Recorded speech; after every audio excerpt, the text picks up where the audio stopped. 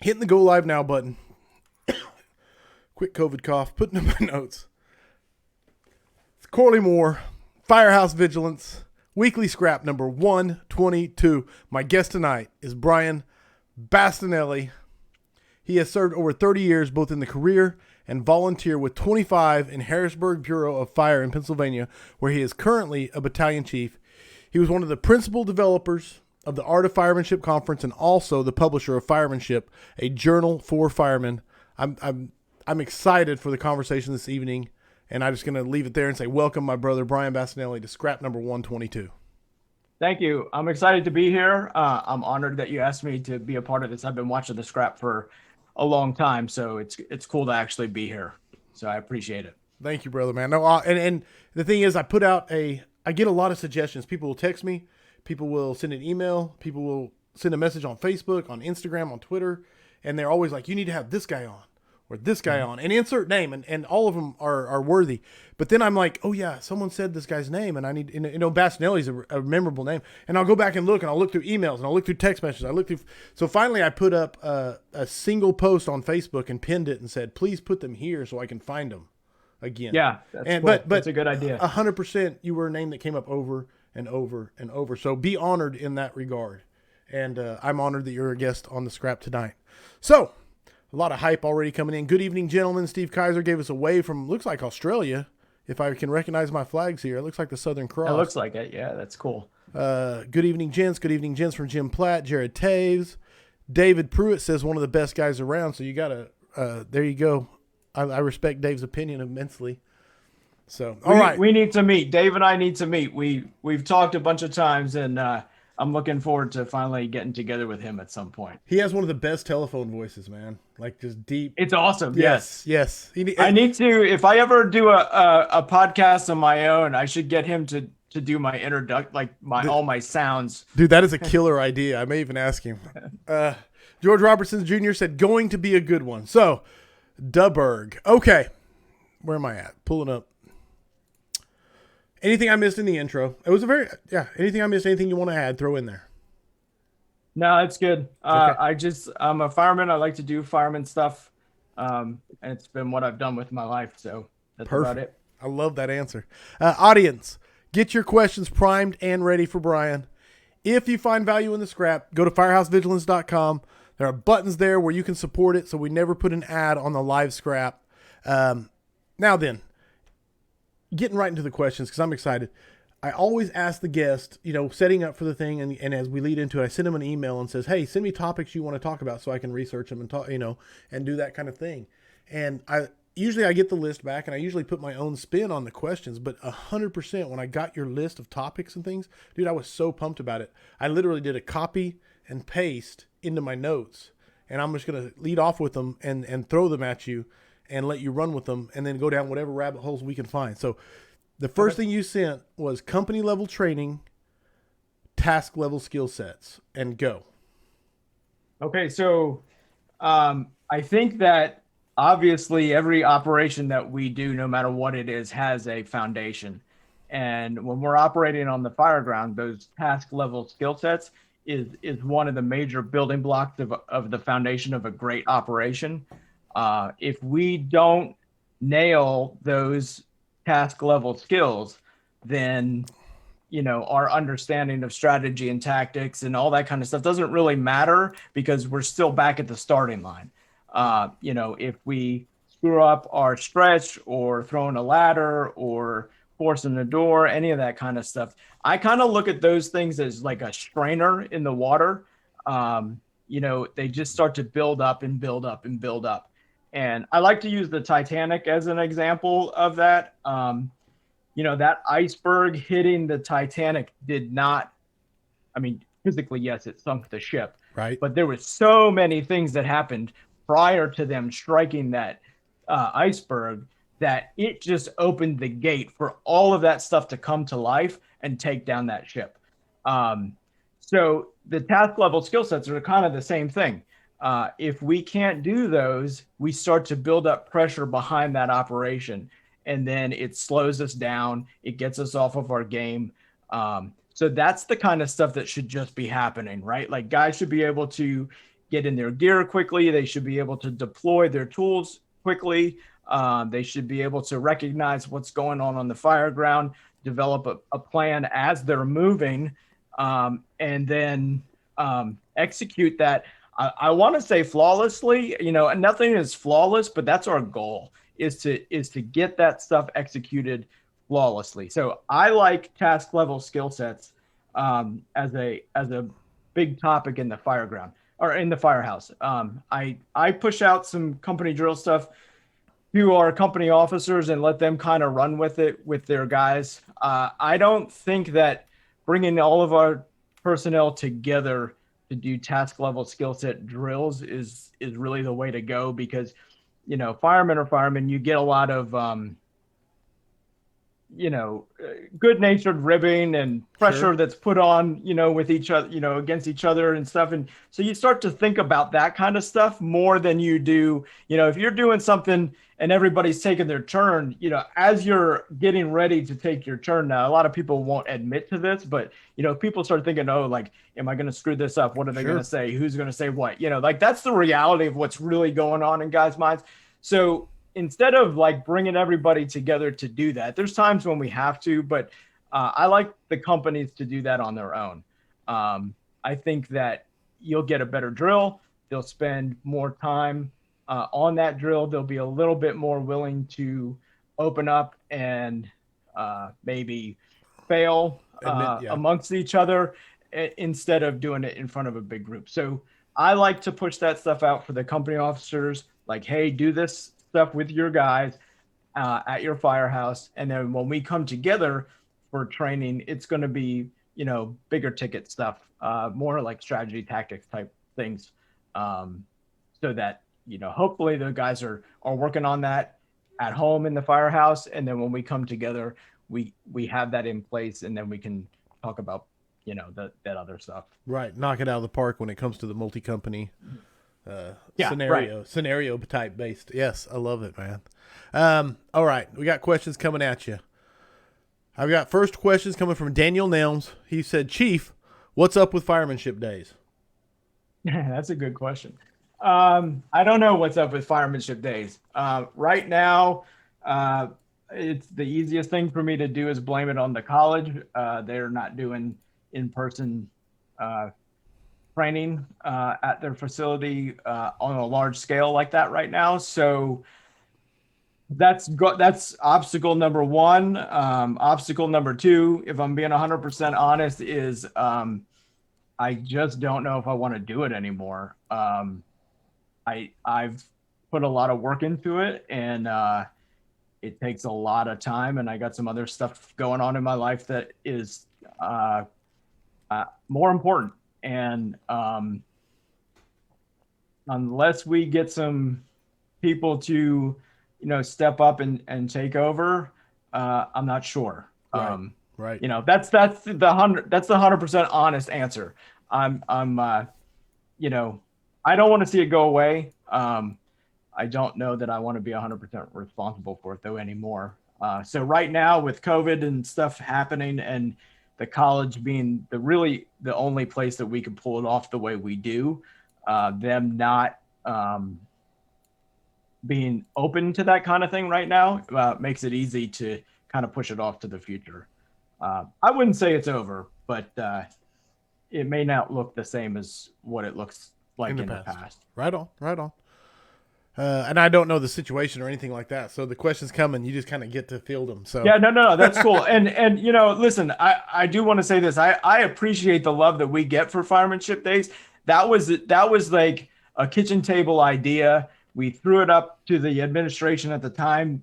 They said no, and we just kept it in our pocket. And when things changed, we tried again, and they said yes. The new administration said yes. And we gave it a shot. We didn't know anything about how to run a fire conference. I'm not sure that we still do know anything about how to run a fire conference, but we did it, and people responded to it. And we're just trying to get like-minded people together with good instructors, have a good time, and I think we accomplished that. And certainly the love that we got from people did not go unnoticed. We appreciate that you appreciate what we did. And we just, I don't think we ever really get the chance to say thank you the way we should. But, we really appreciate that people took a chance on us and came to Harrisburg and went to this conference that nobody really knew anything about. And, it was pretty awesome to have everybody together. I have lifelong friends that I didn't have going into this now. And so many people have said about how they've met people and become close to them by coming in. And that's the stuff that makes you want to, put my life aside and do it again. But at the same time, there's got to be a balance. Right. But anyway, thank you for giving us a chance to everybody that Absolutely, has said that. So, Christopher Snow wants to know, how do you steer the senior man into helping perfect the rookie's firemanship while they continue to sharpen their own? Any tips? That's a good one. I think the senior man is important. That's a very important component of my firehouse. I think I have some senior men that enjoy teaching to younger firefighters, and I think we have. I think that the way we do that isn't necessarily pointing out the senior man and that they have to continue to develop. I think we just try and create a culture that everybody feels like the work isn't done. Like we have to continuously improve ourselves. That's one of the things that I work really hard on. And I include everybody in that, from our newest firefighter to myself as the battalion chief. Like, I'm certainly not in a position to just rest on my laurels. Right. I have a lot of work to do. And I think it's important. So hopefully setting that example that I'm going to continue to train and develop myself and hold people to that from start to finish. I think that's the way we do it. I don't know that, sometimes pointing stuff out to the senior man isn't the best way to go, right? Like, because they should be respected. They should be showing up and doing their job, but they should be respected too for what they've accomplished. And I don't think they always get that the way we like to think that we give that to them. Does that make sense? No, absolutely. I'm tracking. So, I think that, but if we hold everybody accountable for continuous improvement and training at every level, then I think, they come along with that. And if you have, if you want to go into that question deeper, just send us another question related to that. And I think you hit a big nail right on the head when you said that you also expect it of yourself and lead from the front and set the example. So if you're setting the example, how can you not expect it from your senior man? You know what I'm saying? So yeah, I think that I don't want to gloss over that because that's huge for, and I know that you're a humble guy, so you're not going to point it out, but it's true. I think training is key to everything that we do. And we could probably transition into education, because training, I think, is something that the fire service is relatively good at. That's what we do on a regular basis. But education, I think, is where we fall short. Mm-hmm. Getting into the whys of what we do and how we do it, and the overall coordination of tasks with larger concepts and stuff. Like, I think we fall short in education, and I think that's critical. That's part of my job is to develop ways to get that information out to the guys. Like, hey, we're going to do this, but this is why we're going to do it. Not just, this is what I need you to do, this is how you do it. Or, you know what I mean? Like, why are we waiting to vent windows? Why are we, that kind of stuff. Like, don't just say, hey, you got to have a coordinated fire attack and don't take the windows until the engine. Like, okay, well, why? What is it going to do? Like, that's the stuff that we spend. And I'm being a broken record here because we've been, people have been talking about it, but we spend very little time on that in the formal education process of our firefighters. And I don't know where people expect them to just go out and get that from.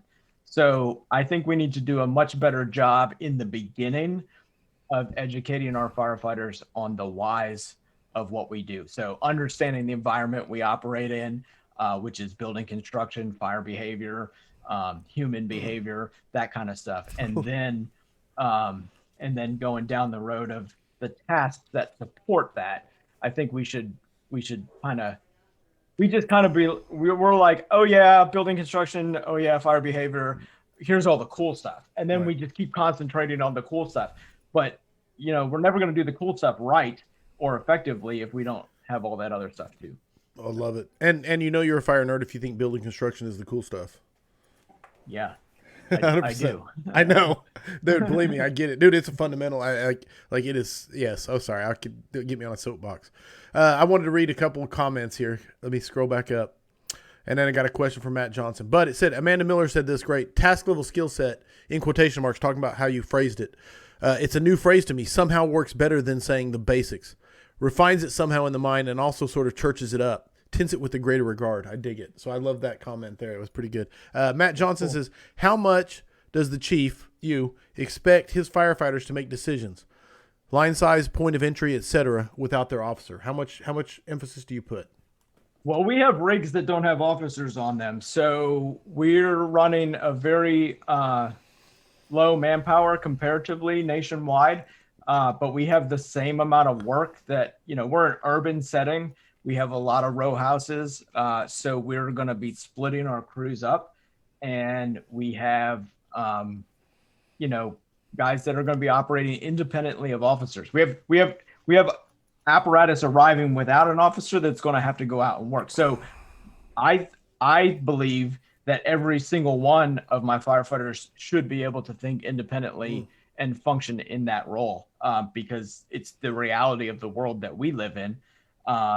And I hope that we do the training to prepare them to work in that. We have a tiered system when they come on the job.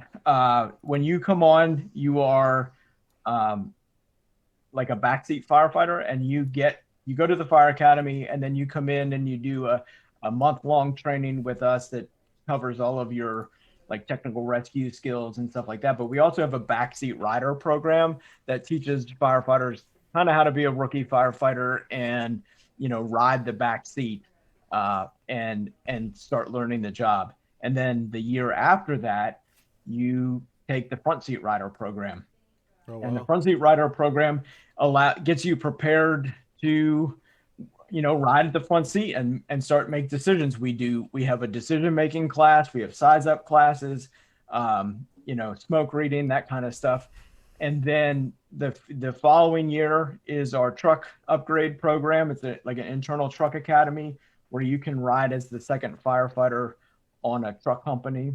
And then after that, you do your driver operator. And then once you're there 5 years, you can test for lieutenant. So I think we do a pretty good job of preparing our personnel to think on their own from the beginning. But that's critical. Like, you never know. So take another job, not ours, even jobs that have officers on every rig. At some point, you could get separated. You're going to get split up and run into scenarios where you're going to have to be able to think on your own. So I think it's critical from day one, start preparing people to, have independent thought, but you have to train them on how that fits into the whole operation. And back to your why and your education versus training. Yeah. Yeah, man. It still has to be, you can operate independently, but it still has to be a coordinated operation. Absolutely, man. I love that, man. Love it. Okay. Getting back in here. If I can pull up the right paper. Personal development and resiliency. How much? Yeah. Oh, go ahead. Sorry. I'm sorry. It glitched there for a second. What did you say? Personal development and resiliency. How much is on the personal person, and how much do you put on the organization or your level, the battalion chief, on personal development? Well, I think you have to create again, a culture, an environment that puts emphasis on that and makes it important. Um, you know, one of the things that frustrates me with the fire service, um, and I just say the fire service in general, and quite honestly, it's society. But people want everything to be provided for them, and that's just not the way it is.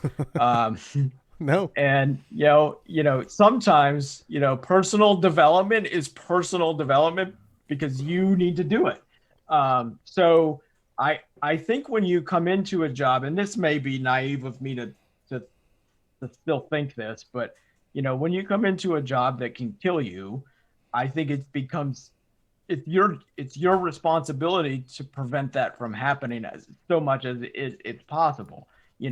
Do the proper preparation, whether it's mental, physical, your education, all of that stuff is incumbent upon you engaging in the process. Right. I can't make you read books. I can't make you go out and watch YouTube videos. I can't get your ass back in the gym. I can't, I guess probably I could, but sometimes I like to say, I'm more of a security advisor than I am a security guard, right? Right.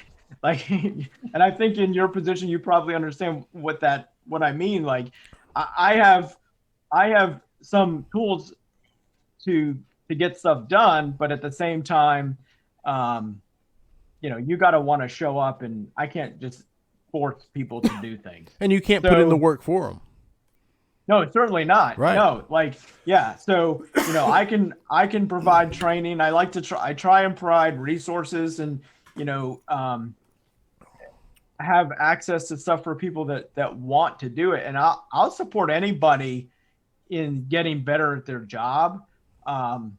And sometimes it might seem like I support some people better than others, but some of those people are really engaged and Right. and they're hungry for this stuff. So I'll give them everything that I can, and I can only bring those other people along so much. You have to want to do it. That's why it's called personal development. I don't know what else to say about that. I'll help you if you're willing to be helped. But if you're not, I don't know what I can do for you. I try and motivate you. We'll talk about it. I'm not going to just let you sit there and be a, whatever. I'm gonna engage with you, but I don't know if that's answering the question. No, it's a perfect answer for the question, because even today we had a discussion going on about there's a firefighter. I'm not even talking about my job. There was a firefighter that is basically letting his health go. You can watch it happen, and I'm sure it happens across the country all the time, and you can see it happening. But what can you do besides saying, "Hey, brother, I'm aware of this. I know you're aware of this. I want to be here for you. How can I help you to make this not be a thing where I sometimes you can. Sometimes I'm just a smartass. There was a guy I ran into a guy who chews a lot, and that's your choice. If you I'm not, you can do whatever you want. I'm not here to be the police of any of that kind of stuff. But obviously that it's probably not good for you. But so he does that a lot. And then I ran into him in a fire one day, and I could barely see him, and he didn't have his face piece on. And I said to him, I said, "Yo, what's your daughter think of this?" And he's like, "I don't have a daughter." And I was like, "Yeah, you're never gonna if you don't change your ways, But I don't know, if that kind of stuff doesn't motivate you to do the right things, I don't know what will. I can say, "Hey, that's bad for you. Maybe we should, maybe you should get in the gym or whatever." But if you're not motivated in that way, you're not motivated in that way. And sometimes it takes a bad situation to change people's perspective on that. And some people, even when they're slapped in the face like that, don't change. And that's unfortunately human nature. We're inherently lazy, and some people can overcome that and some people do not. And unfortunately, some of those people sneak their way into the fire service. Beautiful, man. Um, all right, let's see what I missed here. Dirk Janiak, thank you, sir, for the stars. Sounds, yes. Implementing and promoting. Christopher Snow said, thinking firefighters are not robots. Yes. Jeremy Lee, yeah, got it. Okay, Tommy Dixon, is everyone having an issue recruiting new hires at their respective departments? The last few years have shown that it's a struggle in my area. So is everybody seeing it, or is it local? I've seen it. I mean, absolutely. I have my own theories. I have a whole presentation I give on why we have, over the last 25 years, ruined the culture of the American Fire Service in regards to it being, but that's a whole separate issue. Go ahead. Yeah, we do pretty good. I think we're lucky because we're in a fire service rich area. Like, we're a densely populated area. There's lots of opportunity and stuff. There's lots of good volunteer companies that are putting out solid firefighters that are looking to get jobs in our area. That said, our last test, which was earlier this year, was down a good bit in potential candidates.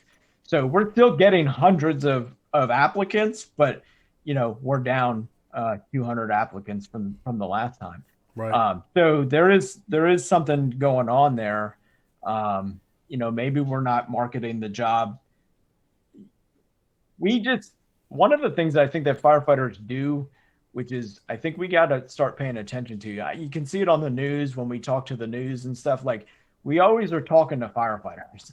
We got to start understanding that we're not talking to firefighters all the time. Like, if you watch a news clip about a fire, like, people will technically describe everything we did. And like, my mom's at home, like, what? Like, she'll call me and be like, what is that? Like, you know what I mean? Like, what we got to start talking to people like people, and maybe we can sell ourselves a little bit differently. But when we go out and talk all of our technical, mumbo jumbo to the average person, they don't necessarily understand that. Maybe it adds to the allure of mystery of what we do, but at the same time, if we address people, like, we have to understand that there may be a guy out there who is not a firefighter, right, that wants to become one, and we might have to talk to him a little bit differently than we do.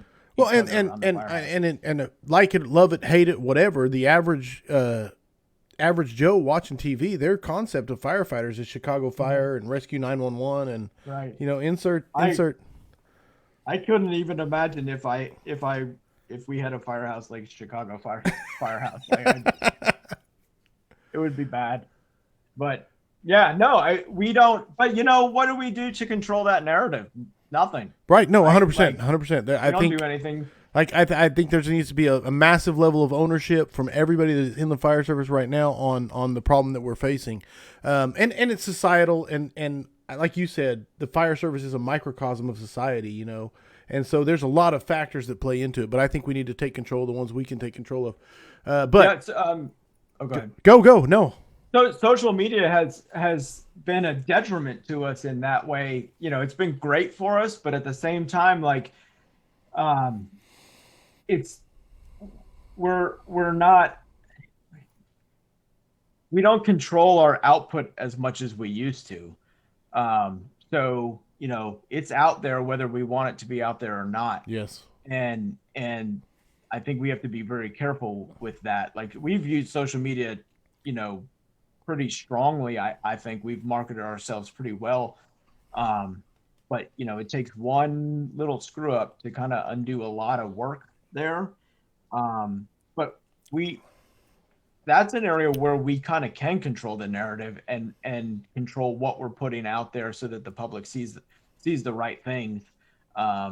Because the media, which I don't disrespect the media, I think they have a job to do. And I think that, they're one of the biggest conduits of telling our story.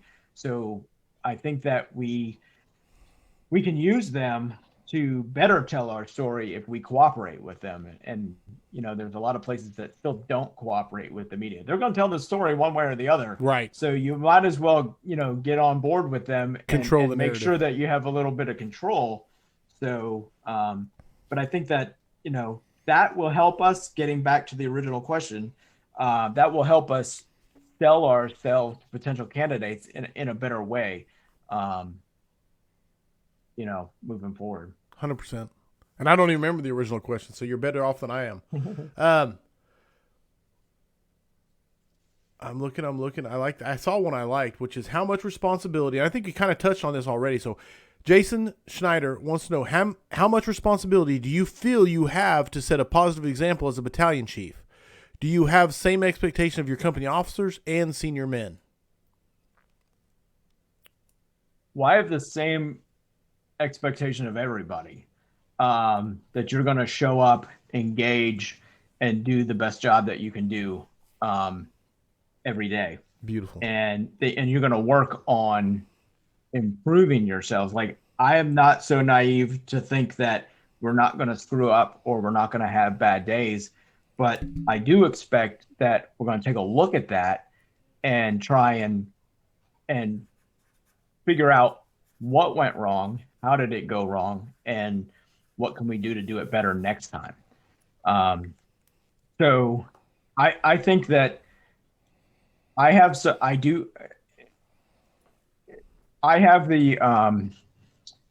I'm trying to, for some reason it's not letting me see that question. Live they will scroll past and you can't get back to them. Okay. So if it's but yeah, I think I hold everybody, from the new firefighter to this company officer, that's what I expect. I expect you to show up, be engaged, and work on improving yourself. And be open to critically looking at your performance. I do that. I'm super critical of my own performance. I run a bunch of cameras on our calls, and I'm in the mix as much as everybody else. And with looking at my helmet cam video or my command post or dash cam video, like, I'm open to that same criticism, and I would expect that if I'm not doing my job, somebody's going to say something to me, because me doing my job effectively affects them doing their job effectively. And I take the fact that, my decisions are affecting their lives very seriously. And if I'm not doing something, I expect somebody to tell me that I'm not doing it. And I'll do the same to them. And it's not that I don't, say, Corley, hey, we need to talk about this or whatever. I try not to blow people out in front of people. Sure. If it's a company thing, we can talk about it with as a company or as an individual. But, I also expect when we do an after action or something like that we are going to be open to having a conversation on what didn't go right and how can we improve that for next time. I don't do any of that stuff to make somebody look bad, because I'm right in the mix with all of that. I mean, if you ever heard me on the radio, I sound like an idiot sometimes, but it is what it is. But, I'm willing to have that conversation, say, okay, I can't, I was really mad at myself recently because I actually said be advised on the radio, and I was like, oh, you failed. Like, it was like, oh, I can't believe you said that. But, so like but you look at that kind of stuff and you have to just kind of work constantly to get better. Right. And create the culture, nurture the environment, whatever you got to do, that guys understand we're going to have self-critical conversations in the name of improvement, not criticism. And how important is that to you to model that behavior? So like when you do use the be advised, is to actually make it okay to be, which again, Yeah, but to admit I it. do that. Yeah. Listen, you're out there, but if you're in the fire and you make a mistake, you're in that environment, maybe it doesn't get seen, that kind of thing. That's an integrity thing for you to be able to say, hey, I didn't I didn't do this right. We can talk about it or whatever. If I make a mistake, it's just out there on Front Street. And, Right. and so, my mistakes are very public. And, I have to be willing to say, oh, yeah, that was me. And I'll work on it and get better. One of the things that I struggle with is, and I don't know if it's, I mean, some of it was me, some of it is our system, but missing communications on the fire ground. It drives me insane when I go back and listen to a fire and I hear somebody call me multiple times. And I'm working very hard on improving that.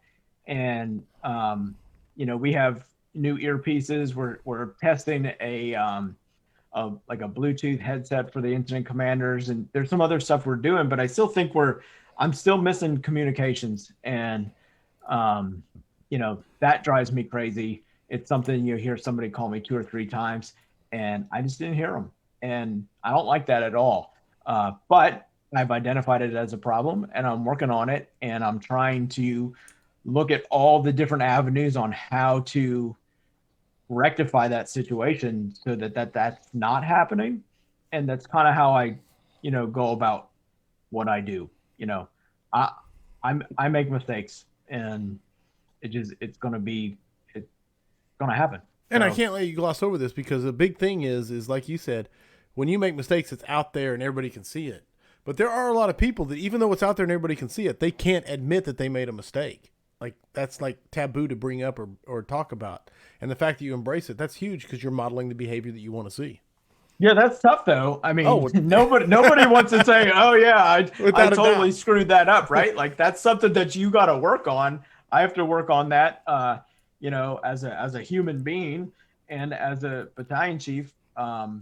That's just one of those things that you classify as work that never ends. And you acknowledge it. Sometimes you do good, sometimes you don't. Like, there's days when I probably make a mistake and don't handle it the best way possible, but I'll know that I did that, and I'll work on and try and do better next time. Beautiful. So, All right, I'm going to shift gears on you. I'm going to see if I've missed any. Constructive criticism allows for human growth and the brain to be challenged. It's important in the fire service to allow this and not let it slip away. That's from Jordan Hood. Absolutely. Chris Simpson said Chief BB is the man. It took me a minute. I'm a little slow. It took me a minute to figure out who BB was. Great leaders. a lot of people call me that. So, Oh, it's awesome. yeah. I call Brian Brush that. Like, I'm like, hey, BB, what's up? So, Yeah. but now I Yeah. got 2 BBs. Chris is a good dude. I miss Chris. He worked on our job for a while, and now he's killing it in Philadelphia, and we're super proud of him. He's a good dude. Admitting to a mistake is the most important step in growing. Absolutely. That's from Jim Platt.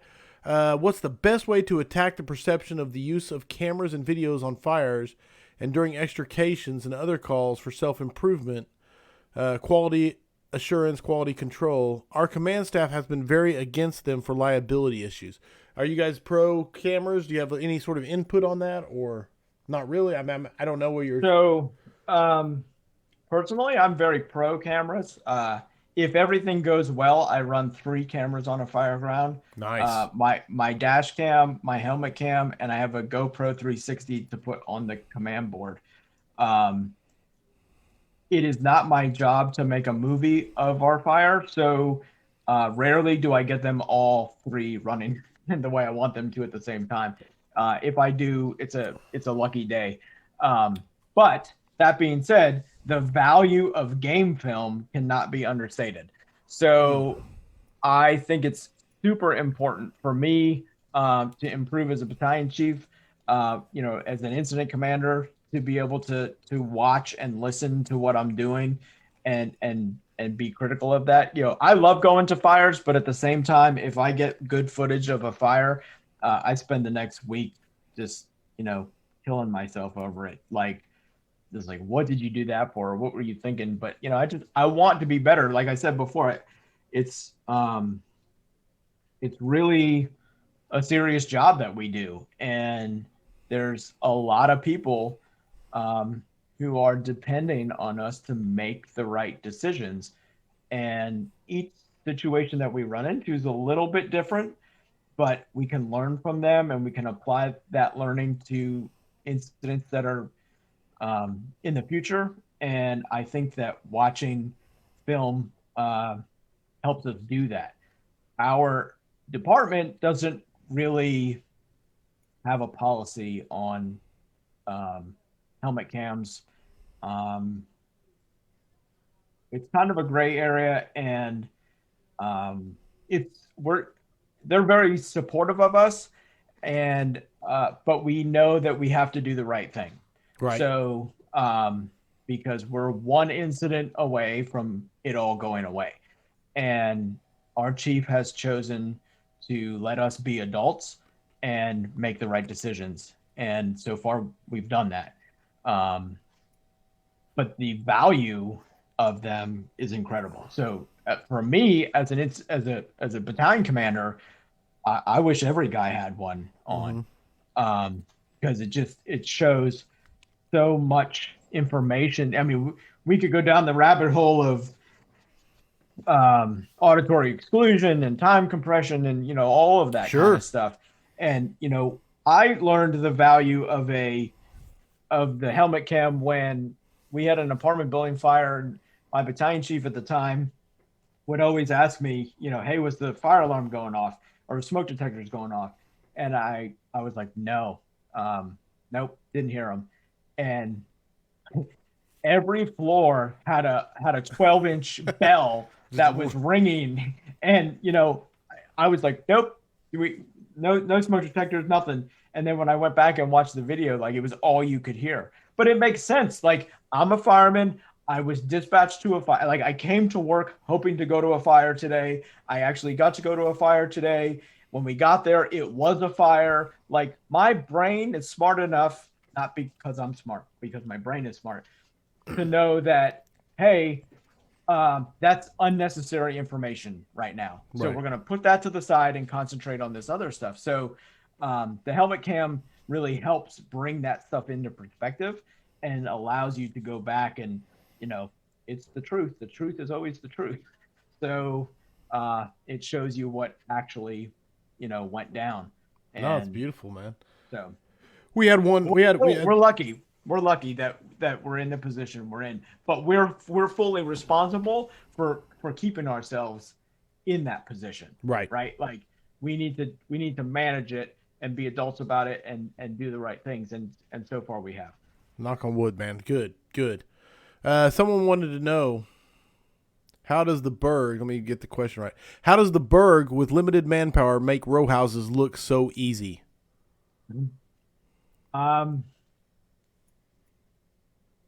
That's really the only fire we go to. Like, we have, I don't understand it, and I might be tempting the universe right now, and I hate to do this, but we have every type of building that everybody else has, but the lion's share, and by lion's share I mean 99.9% of our fire duty is row houses, and it's something that we have kind of down to a science. It's pretty simple when you break it down. And Harrisburg has been going to row house fires for a long time. So we have had a lot of good information pushed to us from those that have gone before us.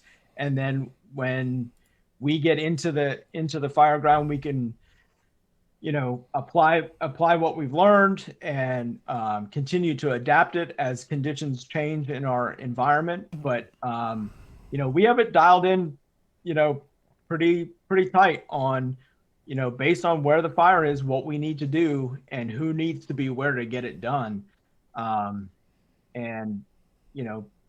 sometimes luck plays a role in it too. But I think we have really good firefighters. We're a very aggressive fire department. We hit it hard from the inside right away. And, we get lines in place. We have aggressive ventilation. And, at the same time, I say from the inside, we're not afraid to knock a fire down from the outside and then go in and get after it. When I came on the job, we had placards on the front dashboard of the apparatus that said "Sang it." And, that's an aggressive forward moving tactic for us to What is hit stang it? stang it, stang it, Stang it. STANG, stang, like the Like a- stang gun, master stream device, Okay. deck gun. Okay. That we call them the stang. Okay. So it just said stang it, hit it hard. It's we have when we do training for our new drivers, one of the drills that they have to do is get the deck gun in service and not lose water before before they get a positive supply. So from the beginning, we hit it really hard. That is a viable option. Is to hit it with the deck gun, and while we have 3-person engine crews, so we leave somebody at the hydrant when we're going to when we know we're going to a master stream. We leave somebody at the hydrant, so it's generally the front seat rider. They'll get off, wrap the hydrant, make the connection, stand by, charge it.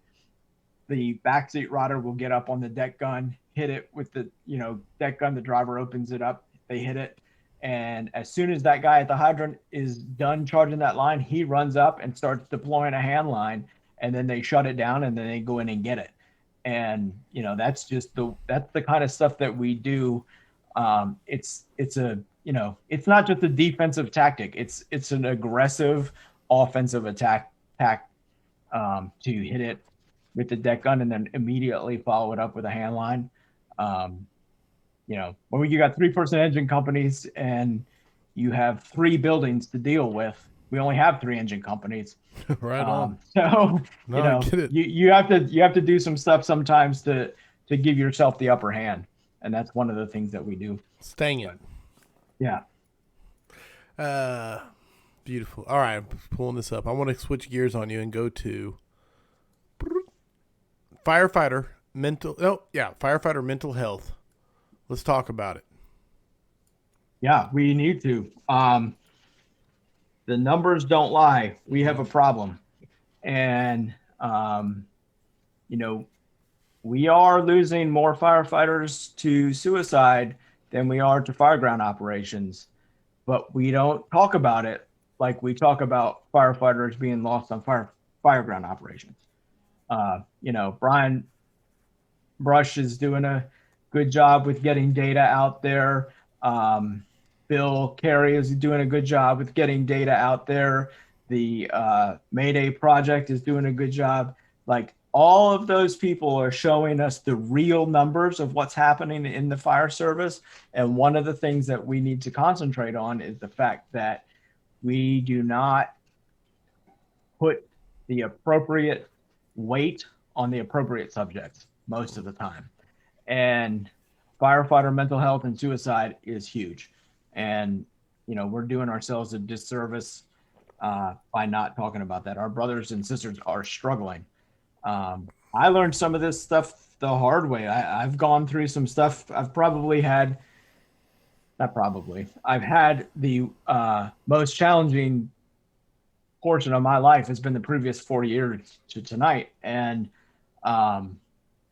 it's tough. And you can go to some really, really dark places pretty quickly. And, you feel alone. You feel like it's never going to get any better. And you feel hopeless. And you have to do something to overcome that. Like, something has to click, something has to change, and for some people it gets really dark and they take some, pretty aggressive action. And then, some people don't come back from that. Some people realize at the last minute, this isn't what I really want. And, I was lucky enough to not go down that road. And I was forced into mental health counseling because of a head injury. And so I feel like a lot of stuff got cut off. I didn't fully go down the path because they cut it off at the pass, so to speak. I had fallen at work and I had my 9th concussion, and I had a small brain bleed, it really messed me up. And I didn't think I was going back to work in any way that I had previously. And it was the recovery was months long, and it was frustrating, and there was a lot going on in life around me. Right. And but that's what they do. They identified it, and they're like, oh, you're going to start going to this therapist, and you're going to start doing this group therapy. And I was like, no, I'm not. And they were like, no, you don't understand, this is a work-related injury, you're doing absolutely everything that we say you're doing. And I ended up liking it, and I ended up saying, wow, this makes a huge difference. And then there were some people out there who also recognized that some of this stuff was going on. You know, I didn't know Dina Ali before hosting our conference. And, you know, then we became friends. And, you know, there was a couple things that she said to me, and she was like, yo, you need to go, you know, you need to go to this PCIS, or you need to go to this conference and stuff. And I was like, okay, I'll do that. And it made a huge difference for me. So I was like a willing participant. We got a lot of guys and gals that are not willing participants. Right. But, you know, we put a lot of stigma on that stuff yet. And, you know, it's okay to have mental issues, right? Like, I don't know how else to say it. You know, you have heart issues, you go to the doctor, you break your arm, you go to the doctor. You know, your brain is another part of your body, and sometimes it doesn't work the way it's supposed to. So you go to somebody and fix it, and you do the work that is necessary. And we need to support each other in that. And that means calling each other, saying hi, checking on each other, giving people space when they need the space, understanding that we don't all just come to work in this like perfect mental capacity to carry everything out every day. Like sometimes we should say, hey man, you know, what's going on? Instead of just saying,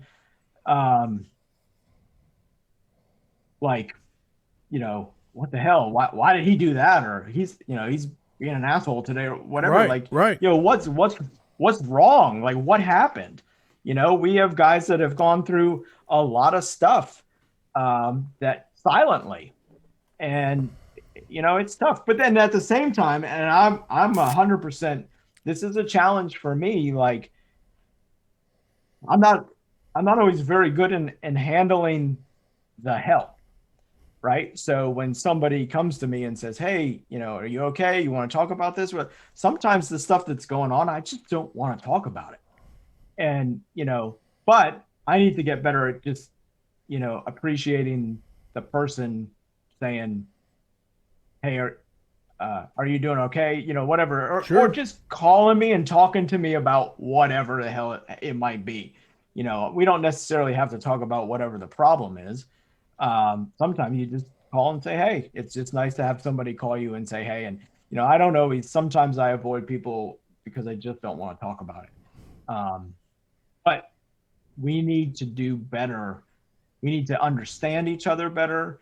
We need to, as Skull says, we need to love each other more. You know, we're all just trying to get to tomorrow. And that looks very different for everybody. Culturally, family dynamics, you know, just give people a break. Let them, you know, we're not superheroes. We have this job is stressful as it's very stressful, you know, and you just, whether you want it to be, whether you think it is or not, it is. You see stuff that you shouldn't see. You know, I was just having a conversation the other day with somebody about like what happens when we see like an accident happen in front of us, or, you know, that kind of stuff. And it's interesting because we don't deal with stuff as it happens. We're reactionary. Aftermath. Right? So yeah, you know, the car accident or whatever. So when we see something happen, we're just a person experiencing a traumatic event, right? Like you see a car accident happen in front of you, you're going to have the same reaction as anybody else is going to have because, you know, you didn't expect that to happen. But at the same time, we have to take have to take stock in the fact that, you know, we do set ourselves apart by being able to, you know, quickly get over that, assess what's going on, and then jump into action, where a And lot of people function. get, Right. yeah, they get stuck back at the beginning.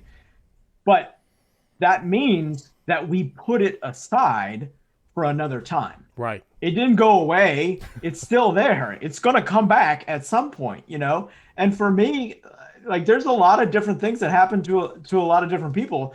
And one of the things that happens to me is, you know, I've seen a lot of dead people in my life, and you know, I'm pretty okay with that. But they come back and they visit, and that's what I call them. I'm like, they visit me, like, randomly on Tuesday. This dude from 10 years ago pops into my head. Like, why did he come back today to visit me? Is there a lesson in that? Is there, like, I can let it dominate me, or I can say, oh, hey, what's going on? Like, maybe that guy just came back and was like, so I'm not very religious, but I am spiritual. Um, and I don't know the answers of what's out there, what's next. You know, I I don't know, but I've experienced and I've seen too many things to think that there's not. I don't think it just ends.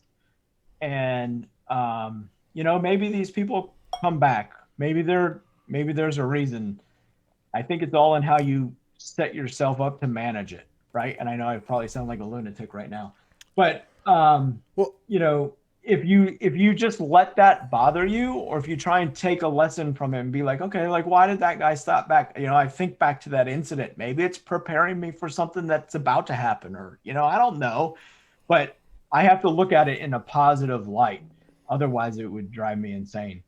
Um, you know, and back to the beginning, and people are probably like, oh yeah, this guy needs to go to therapy. But like, I enjoy it. I look forward to it. I do it all the time, and I go once a week, and it's the best thing that I've ever done for myself in my entire life. And I wish more people would do it, because I know what some people are going through. I know what I went through, and I look at the issues that I have as like normal guy problems, right? I don't have drug addiction or, like, you know, crazy shit going on in my life. I lost my best friend in a line of duty death.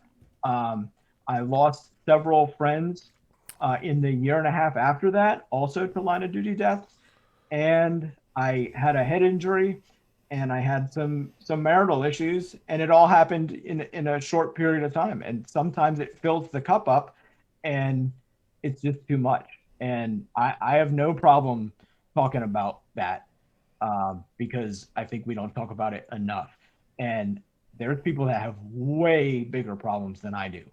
And I have done the work to begin managing all of that. I'm not saying that I do a great job at it, but I'm trying, and I'm putting myself out there, and I'm letting other people know that it's okay, that this stuff happens. And if people say it doesn't happen, they're lying. It happens. Like, it happens to everybody. Everybody's family can be a shit show, you know, from time to time. mm-hmm. And you know, there's people out there that want you to think that it's not, but you know, it is. It happens. I mean, it happens statistically. Look at all the stuff that we respond to. Right. You know, we're just as bad as everybody else. So just admit it. You know, we have things that we got to work on, and do the work. You know, do it for yourself. Do it for your family, and you know, get the most out of this life you can, because there's, you know, I mentioned my friend that was killed, Denny. You know, he lived his life in a very forward leaning way, and he was a good person, and he got out of his life as much as he could. And, you know, now you look back at it and you say, well, probably there was some guiding hand that did that for him, so he could get as much out of the short time that he had available. But, you know, we all have just a little bit of time here. So, you know, get your shit straight, do the work, and make the most of the little bit of time that you have. If you don't, you're just going to struggle the whole time. And nobody who wants to do that. Like, I don't. I did. And, you know, it was forced upon me to make this change. And I don't want to sound preachy, but once you start to get your shit in order, it feels really good. And I'm not saying I have my shit in order, but I'm working on it, and it feels good, right? You know, and brother, preach all day long, because the fire service needs what you are sending right now, 100%. In the fact of, everybody feels like they're alone, you know, when they're facing these demons, these struggles, these, I don't know the right word to use to describe them, but everybody feels like they're alone. And the more people that bring a spotlight to it and say, no, you're not alone. We all do this. You know what I'm saying? We're all struggling this way. Get help, get better, get work. It's okay. You know what I'm saying? And it's not normal to be calm, cool, and collected and making decisions when people are dying around you. You know what I'm saying? That's not normal. So to be able to do that is there's a price to be paid to be able to do that. So, yep. Anyway, sure. All right, that dude, 100%, man. I love what you just said.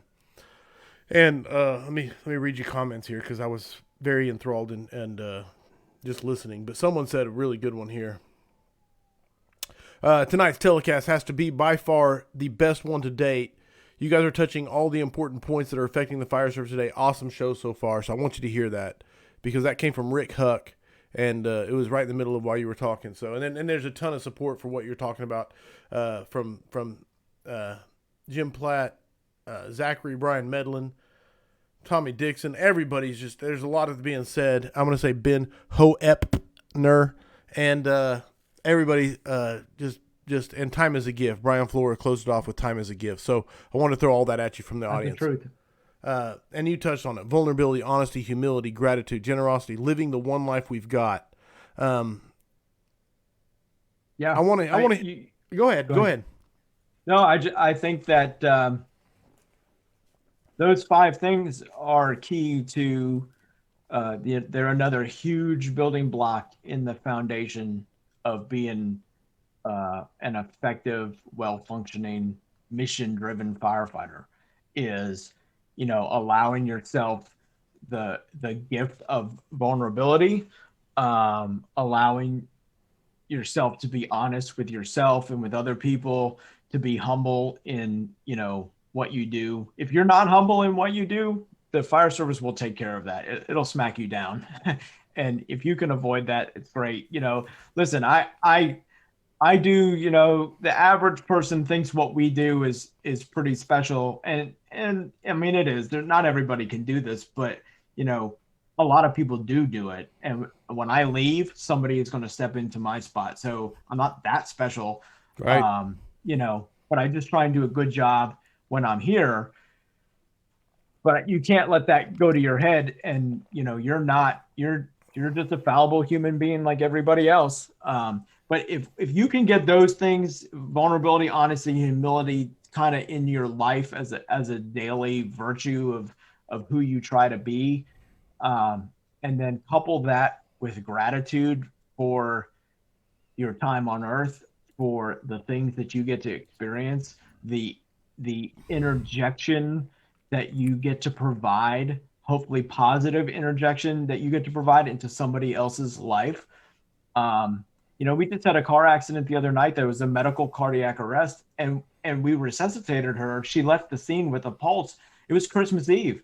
And that's, you know, I don't say that like, oh, look what we did, but like, think about what if we weren't there? What if we didn't do that? Like, we would forever change. That would have forever changed the trajectory of that family's life. Yeah, absolutely. And right. And we had the gift of being able to be a part of that, to be able to do something for that person. So you have to have gratitude that you are in the position you're in.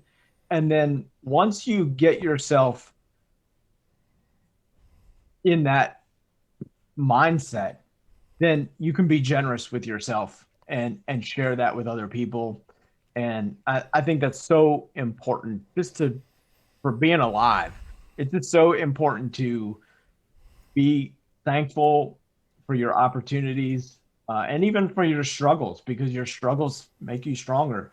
Your struggles are what causes growth. So, have gratitude for everything that comes your way, and then, be generous with it. Share it with other people, and help them on their struggle. I often talk about being in the hole and trying to, get yourself out of the hole, and you're looking for that hand to come down kind of out of the light. And oops, I'm getting called for overtime. But Is this you're the in end? the yeah, no, you're you're you're in that hole, and you're struggling to get out, and you want to see that hand come down to give you a pull up there. And so many times in life that hand is just pushing you back down in the hole. And unfortunately, so many times that hand is connected to the people you know and love. Yeah. But you know just be grateful for everything, and use it to learn and to get better, and to try and make yourself a better human being. And you know I try. I fail a lot. I fail more than I succeed, but I'm working on it, and that's all you can do. So anyway. No, it's beautiful, man. It's beautiful. The one thing I wanted to hit, which is treating each other better, the myth of the brotherhood. It's a topic you sent to me, and I was really intrigued by the wording of it. Yeah. So, we preach brotherhood like it's our job, right? Yes, absolutely. But we have weird definitions of brotherhood. And this is not a general statement. It's not a specific statement either. But a lot of times we misrepresent brotherhood as hanging out and having a good time. And we don't put as much emphasis on doing the hard stuff, being there when that person really needs you, and being there in an open and vulnerable way. Like, sometimes brotherhood requires you to deal with your own demons that you didn't know you had, or that you don't really want to deal with. You got somebody that has a drinking problem. Maybe you have a drinking problem, or you know what I mean? Like, that kind of stuff. Like, we tend to walk away from the really hard stuff. It's really easy for us to be there, on all the cool days when we're all hanging out, and it's fun. It's much harder to be there on the days when we're not. And I think the fire service has a problem with that. As a whole, I don't think that we wouldn't have the suicide rate that we have now if we were really doing brotherhood right. Ooh, that's a fair statement. That's a fair statement. Because we need to really do better. And there's an example that I like to give, and it's from my department, and it is what it is. But one of our guys brought in a sewing machine and was hemming the pants of another guy on his shift, and some other people had some stuff to say about that. And I was like, well, that's real brotherhood right there. Like, he doesn't give a shit. He's got a skill set that's going to help somebody out. He doesn't care what you think of him, he can do that. And good on him for doing it, and being, vulnerable, allowing himself to be vulnerable enough to come in with a sewing machine and sew some dude's pants for him, so you don't have to go out and pay for it, or have, somebody else do it. Like, oh, I can do that. I'll do it for you. And not really care what anybody has to say about it. Like, that's the kind of stuff that starts at the very ground level. Yes. If we did more of that stuff and just treated each other better, then our brotherhood would be stronger. But our brotherhood is not as strong as we like to think it is.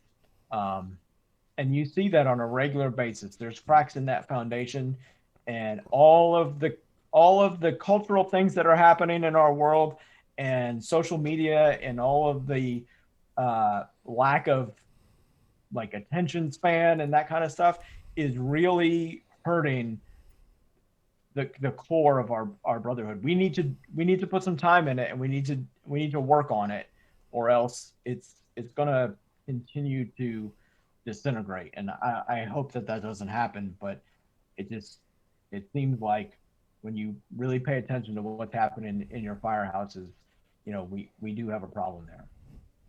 It's beautiful, man. Beautiful, dude. You're absolutely crushing the topics. I like to ask, book or books. Now I see a bookshelf behind you, so I'm anxious to hear what you think. Book or books, and it does not have to be fire service related, but what do you think firefighters should be reading? The Alchemist. Nice. Definitely an important book, because it teaches you that really the journey is the destination, right? Yes. Like, so you get all of the experience that you can out of life and live it now, because there's no guarantee you're going to get to the destination that you think you're going to. And so many people miss what's happening around them for what they think is going to happen down the road, and it never does. But this is a fantastic book. Oh my God, there's so many. No, dude, without a doubt. I could go on and on and on and on. But well, feel free. But yeah, I think, fire service related, I think you should be reading building construction books. I'm currently reading Nick Papa's book on ventilation. Great book. And I think, it's fantastic. And I think understanding our environment is important. All of the books that are out there on building construction, the reports that are coming out on fire behavior, I think are critical. And then, dig into human behavior, because that's what we do most. That affects our jobs every day, all day. And understanding how people react in crisis, how we make poor decisions, all that kind of stuff. Like, I have gone down a rabbit hole of like systems malfunctions, like 3 Mile Island, Pearl Harbor, the Space Shuttle Challenger, like all those books, like all that kind of stuff. Like, it all applies to the fire service. You really can't get enough of that stuff. It's awesome. Awesome. Okay, we have a thing we do. You're one of the newcomers to the next 5 questions for firefighters. But yeah, I've been thinking about the old 5 questions for firefighters for so long. I was like, I totally got to nail this, and then you switched it up. I'm glad. Although maybe someday. But yeah, whatever. You got the next 5 questions for firefighters. Yeah. Answers are 100% your opinion, completely arbitrary and scored by me. I was trying to figure out a way to make the audience score it, because I thought that'd be good, so it was taken out of my hands. But I can't. That's cool. I can't figure out a way to make it happen yet, but I'm working on it. So, all that being said, Brian Bastinelli, are you ready for the next 5 questions for firefighters? I am. All right, here we go. What single characteristic makes the difference between a run-of-the-mill firefighter and the top-tier, go-to, badass firefighter? I think it's drive, or maybe courage to. It's easy. Yeah, I think it's courage, because I think it's easy to be brave from a distance, right? Like, so I think that you need to have the courage to stand up, to do the right things at the right time, to, be that guy that's pulling the hose line out in the parking lot when people say it has no value, or, spending time on, little drills like getting your gear on right, or, whatever, those things that people complain about. I think doing that, taking the time to, double and triple check what you're doing when other people want to, get back to the firehouse or whatever. I really think the people that are going to excel and do a good job have the courage to do right at the time that it's right to do it. So Beautiful. yeah, I take courage. I like it. I like it. I like the inner struggle between drive and courage. I do. I really dug it. I mean, they're close. They're kind of close, but I think courage is takes a little bit more something. Grit. You know what I mean? Yeah, Like, yeah. I feel you. I feel it completely, man. Yeah. 100%. Number 2, if you could go back in time and give yourself one piece of advice as a rookie, what would it be? I think to get the most out of the opportunity that's in front of you. And I think there's a lot of ways that you can do that, whether it's training, certainly talking with the senior men, the people that have gone before you. Like I wish that I would have had more real conversations with those guys and really broke that down. Like what an opportunity, and not that I didn't, but not to the degree that I know now that I should have. But I think, just really get out of this job, engaging with the public, engaging with other firefighters, going to conferences, learning. Like this is an opportunity. We get to go places and do things that so many people in the world don't. And we just get kind of numb to it to some degree. Like it's a fascinating opportunity for us. And I mean, we literally do everything from, we're firefighters. What do we not do? Right. We're lawyers. We're electricians. We're mental health counselors. We do all of that stuff. Like beautiful. Just really embrace that and experience that along the way, and just get out of this job everything that you can, because not everybody has this opportunity, and you worked hard to get here. Dude, I love that answer. Max points 100% on number 2. Number 3, what is your favorite training drill? Well, we talked a lot about the task level stuff, so I don't want to just say, well, it's all my favorite, because it's not all of it is my favorite. I think we should do it all, but it's not all fun to do. But I like doing size up drills, like smoke reading, incident size up. Like, I think that's cool. It's one of the cool parts of our job to, it's one of the critical parts of our job to arrive on a scene and, just go from no information to drawing out all of that information and coming up with a plan. So I think the size up is critical to that. And I think that's a fun drill to do. Love that. Okay. Because you get everybody that does it a little bit differently. So when you do it as a drill, you can see like everybody's different mindsets and perspectives, which is cool. No, and it's awesome. And it was hard for me not earlier when you were talking about the task company level training, task level skill sets. It was hard for me not to ask you what was your favorite, because I wanted to save it for you. It's coming, right. So beautiful. Number 4, what mistake have you learned the most from in your fire service career? I think not really breaking down my general mistakes early on in my career, like not giving them their due, not really spending the time with them and working to improve myself based on the things that I did wrong on the fire ground or in the firehouse, as a person.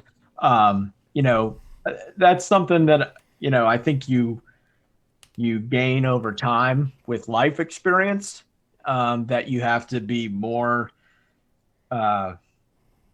involved with your mistakes so that you don't make them again. I think when we're younger, we tend to be more open to blaming other people or other circumstances or whatever. But as we get older, we realize, no, they're yours. You did it. And So I wish that I would have learned that earlier and spent some more time with those. And I think it would have, you know, made me a better person, a better on the fire ground, better fire officer, had I done that. And just, you know, looked a little harder at the things that I wasn't doing as good as I could have. Beautiful. No, and I gotta say, like, you have no fear of sharing your vulnerability and your mistakes. So, 100% maximum. Whether points. I want to share them or not, they're out there. So, you know, I might as well acknowledge that, you know, if you don't acknowledge, you're lying to yourself, and everybody knows it. And so, you are, yeah, because they see it. So, you know, and if I want other people to be more open to that, I have to model that behavior as well. Right. You know, whether it's, you know, for my daughter or, you know, guys at the Firehouse, like if I want somebody to be able to look critically at their performance, I have to be willing to look critically at mine. So. I don't know if I lost. Yeah, it looks like we lost. Anyway, they can hear us talking, but looks like we lost the video cutout, so I apologize. I can't get it back, but I'm not going to try and end it. So I'm going to get the last question to you, which is heavy fire, searchable space. Would you rather be assigned to the nozzle or first in on VES? It has to be VES. The nozzle is, no disrespect to engine company firefighters. I was one for 8 years, and I was an officer on an engine company, and I love, you know, getting in there and fighting it out with the fire and extinguishing fire. Like that's cool. But VES and the potential to find a victim, like that is like you're just up against nature. You're up, like, you have no protection. You are up against the clock, and that person is 100% dependent on you. Like, it's as real as it gets on the fire ground, in my opinion. And if you're gonna be doing something, and then that's to me the thing that you should be doing. Beautiful. Is, you know, that's where you're gonna prove your worth. I hate to say this because it's gonna sound like I'm talking down to engine stuff, and I'm really not. But you can train an average firefighter to operate a hose line. Whether they're going to do it well or not, they can still be fairly effective with it.